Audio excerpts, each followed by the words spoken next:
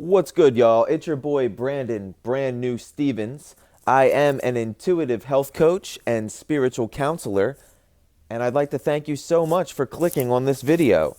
I run a YouTube channel called the Snoozebuttonwakeup Show, as well as a podcast with the same title. This writing, which I will be reading, is from a recent blog submission for a friend of mine's website. The blog post was to be on addiction. It is entitled Time Travelers Anonymous. When asked to contribute a blog post on addiction, I found myself initially reluctant, as the depth and breadth of writings on the topic already stand voluminous. You'd be hard-pressed to find an individual alive whose light hadn't been dimmed in some fashion by the horrors of just one more. The plethora of programs and specificity with which one may today approach recovery solidifies addiction's notorious reputation for discriminating against none. From Alcoholics and Narcotics Anonymous to clutterers, debtors, emotions, food addicts, nicotine, racists, sexaholics, survivors of incest, under-earners, and Workaholics Anonymous, just to name a few, it becomes clear that addictive behavior is but a symptom of a much deeper issue affecting every man, woman, and child currently alive on the planet. The matter at hand is Uncontrolled Time Travel Syndrome, commonly referred to as lack of attention to the present moment. The present moment is the default time/location setting for the human being. In order to have a third-dimensional experience in a body, a time and place must exist in which to do so. What theoretical physicists are just now scratching the surface of is the mind-blowing realization that the very time and place required for all of existence never changes. Everything happens at a time called now and a place called here. Everything that ever happened, will happen, or is happening happens here now. Go hug another tree, hippie, your mind may proclaim. Just because you're sky high on the devil's lettuce doesn't mean the rest of us don't have actual memories from the past that really happened. The mind's recollection of the past is but one subjective interpretation, viewed through layers of cultural bias and conditioning of an event that happened during a previous moment of existence that, when originally occurring for the observer, took place at a time called now and a place called here. Conversely, thoughts of the future are nothing more than the mind running projections of various timeline possibilities, also known as nows, that aren't presently being experienced. While the past and future are illusory at best, the present moment is the same, yesterday, today, and forever. The present moment isn't good or bad. It simply is what it is. In order to deem situations and circumstances as good or bad, one must judge the present moment in comparison to a thought the mind is having about how things were better or worse before in the past, or how things will be better or worse later in the future. Neither thought is true, because the now is all we have. Past and future are imaginations of the mind. As good and bad are relative terms existing only in comparison to something else, there are no problems in the present moment. One simply accepts situations and circumstances as they presently are, or takes conscious action if inspired to do so. Although the default setting for bodies on Earth is the here and now, most folks find their minds drifting to the past and to the future. For whatever reason, thoughts of the past often bring feelings of guilt, shame, regret, remorse, blame, and anger into the body as if the remembered event was actually happening now. Minds drifting to the future commonly invite feelings of fear, anxiety, and anger into the body as if the imagined event was real.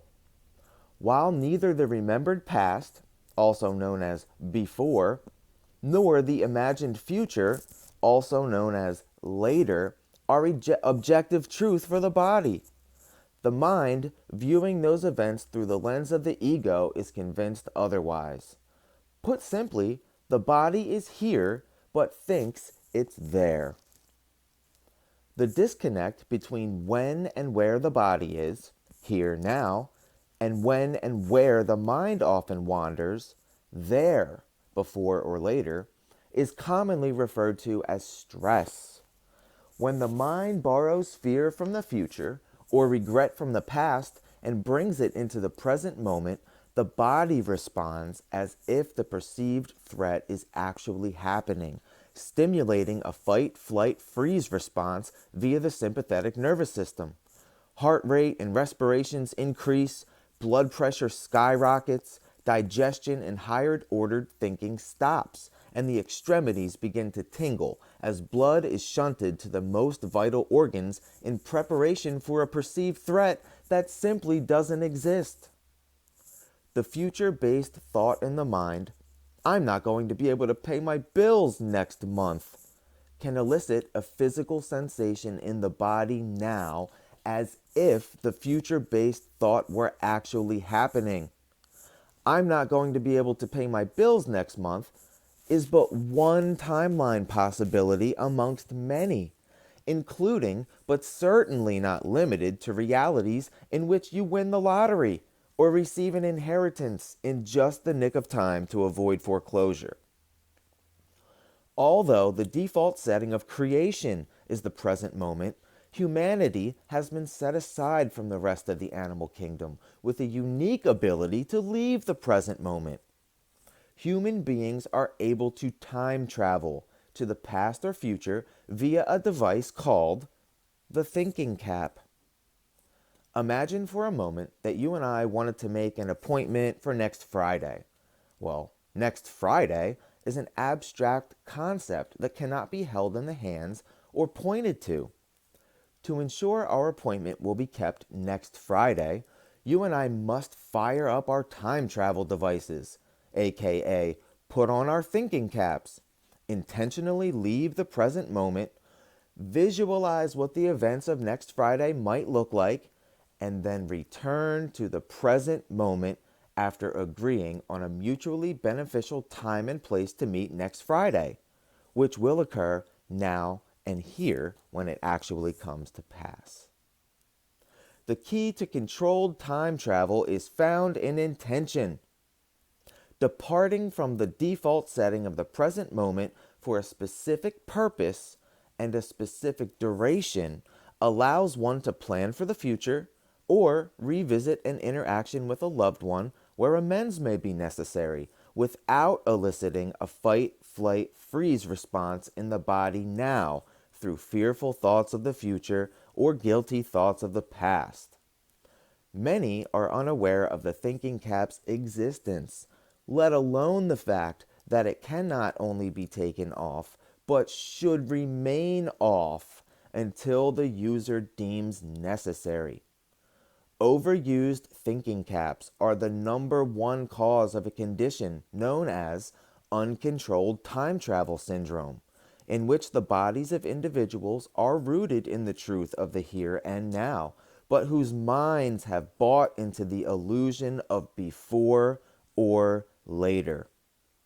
Symptoms of uncontrolled time travel syndrome often mimic those of depression and anxiety, PTSD, unexplained chronic pain, lethargy, unexplained phobias, various forms of mental illness, and many more. Uncontrolled time travel syndrome, or UTTS, is the driving force of all addictive behavior.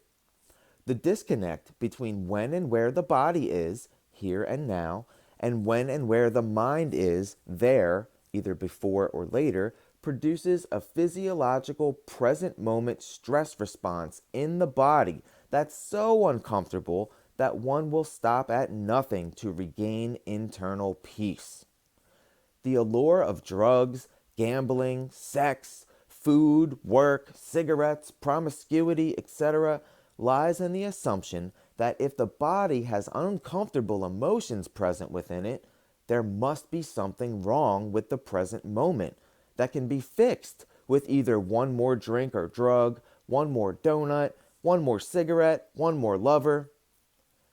Uncontrolled time travel syndrome convinces those afflicted that the present moment is insufficient and that a time exists either before or later that was or will be more complete than now.